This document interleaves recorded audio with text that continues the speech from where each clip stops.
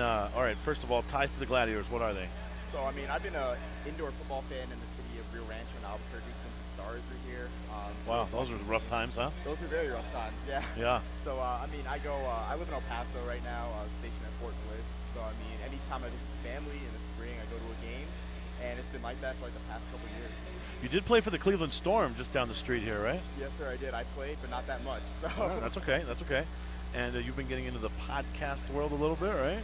Yes, sir. So, I mean, college football is my main thing. I run the Hardware Pod with my good friend Jackson Danner. I made a couple appearances on Shady Sports Network with Sam. Sam, who's a great friend of Gina.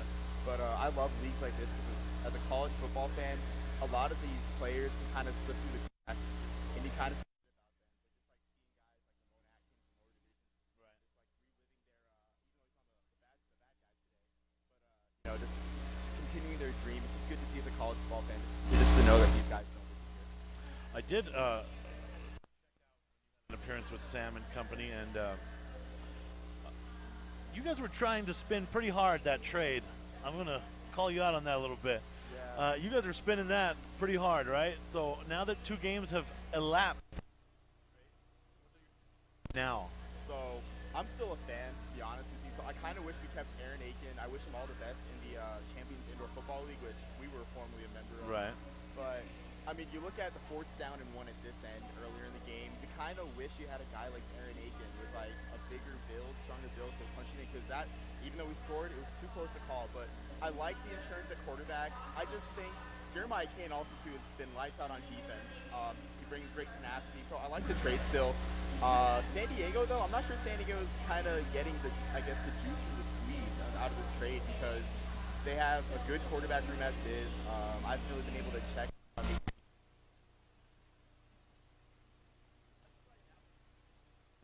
But it's kind of clear that I think Gladiators are kind of more or less in a little bit of a rebuild mode, Right. but still contending. Well, Nate did throw for 5 touchdowns, no interceptions last week. They lost at the very end of the game.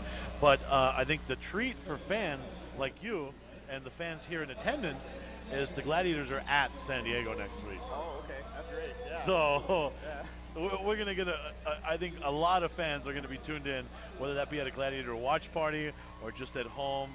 I think there's going to be a lot of Gladiators interested to see that trip to San Diego to see them face Nate Davis and company there in San Diego. Are you gonna be tuned in for that one? Yeah, absolutely. I mean, and I think it's just great having these payback games, like having these players stay in the league. While it's cool that the IFL, that the guys in the IFL get to go to the XFL, as we've seen guys in the Pirates get the call to XFL teams. It's cool to see these payback games, like Ramon Atkins coming back to his home state. You think he was a little too amped up? He came out, threw 2 interceptions right away.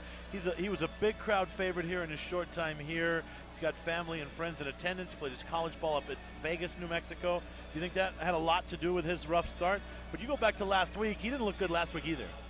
Yeah, I think it might have played a role in it. I think also too, the Gladiators being able to bottle up Mike Jones has been a huge part of it as well. Because we call him Gladiator Killer Mike Jones. Gladiator Killer because Mike Jones. In his career, he has really hurt the Gladiators, hasn't he? Oh yeah, I've been here for like a couple of games over the years too. I mean, so just our ability to bottle him up tonight has kind of put him out of his element, and I'm glad, hate to be a homer, but I'm glad that we have the better quarterback play as of now, and I'm kind of surprised with how long McCollum's been on the team.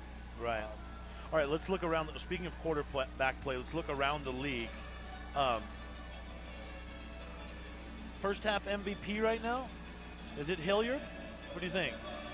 I'd have to say yes. Yeah. E.J. Hilliard is really dazzling, and then Quad City, if I'm not mistaken, they weren't a playoff team last year. Right. So the improvement spin is a huge one for sure. The other candidate, I would imagine, T.J. Edwards has been lighting it up for an undefeated Frisco team. So I'd imagine it'd be right now front runners for most valuable player. It's got to be Edwards and Hilliard. What do you think? I think Edwards. So if Frisco runs the table and especially gets a couple big wins against Massachusetts, and I guess wins that head-to-head against E.J. Hilliard, both the matchups, and I think it's T.J. Edwards that would be the favorite. Yeah, right now I would agree with you. If they somehow run that table, I think an undefeated quarterback and what Edwards has been doing there. But if they don't, if they lose a game or two, and Hilliard continues to spin it the way he's been spinning it, then yeah, I would tend to lean towards Hilliard. Any dark horses you think that could come in at the end? I think so. For me, being this is my college football bias. I really like Anthony Russo a lot, and I like the running back from Massachusetts. I know he had a game for the ages a couple weeks ago, 160 yards, 6 touchdowns, and of course Russo. I mean, he's got the name brand marketability, and I know like that's not the biggest thing, but of course like who writes on these or who votes on these words? It's writers who you know, they play off familiarity. I would know this because like I'm a writer myself.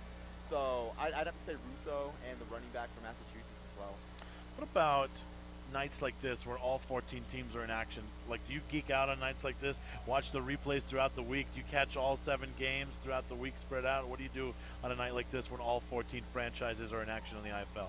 So I have a friend who like just tweets score updates. So I mostly do the score updates, and I try to find video highlights. It's just tough to keep up with all at once. It's kind of tough, you know, because on the weekends when I want to watch games, usually when the Gladiators on the road, you know, my girlfriend's not a huge fan of that, you know, so I got to spread it out through the week, just like watch top plays. But I also like the box scores too, and the stat analysis too, and just to see the league's trends as in offensive schemes and everything. So that's kind of how I keep up with it. I'm a nerd. I love stats. 26-12, Gladiators lead right now. 7.5-point favorites, Tucson coming in. So if you took the Gladiators with the 7.5, you're looking pretty good right now, aren't you? Absolutely. I'm not sure if the league does the first half spreads as well. I'm not sure who the official bookkeeper of the league is, but definitely, I mean, I'd want to cash out now if I took the first half spread. Right. I don't think you can do first half lines, but yeah, that's a great point. But Tucson's been struggling in first halves, right? This has been a second half team. Absolutely. And I think, honestly, too, I'm surprised by the offensive output of both teams because Tucson scored only 21 last week. And I mean, of course, we all know what happened with the Gladiators last week. There's no need to mention that. So it was 41-0 at halftime. Oh yeah, 41-0. Yeah, it was bad. It was, yeah. It was bad. They didn't want to mention it, but well, journalistic integrity, my friend. Absolutely. You have to mention it, okay? Absolutely. But I mean, I'm surprised, but we'll have to see. I mean, I want to see the Gladiators' run game kind of, I guess, turn out the clock more, have more sustained drives. I mean, it's kind of uncharacteristic to see Tim Whitfield get balled up like this. I know a couple weeks ago against Vegas, he had a very solid game, and he had to because we only had 18 passing yards. So, yeah, I'll tell you what.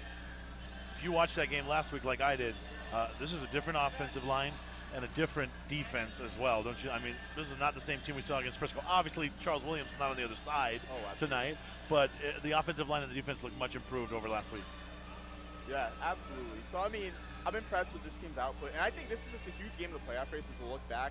Because looking at the standings, both teams are fighting for that 4th spot. So we'll have to see. I mean, I don't know. Have we played Tucson in Tucson yet? We still have Tucson left on the schedule. So, I mean, that'll be interesting. Ramon's got some things to figure out, though, right? First half not good today. I agree. I don't want to poke the bear, though. Yeah, that's true. All right, we'll take a timeout. Omar, thanks for your time. We'll be right back. More after this.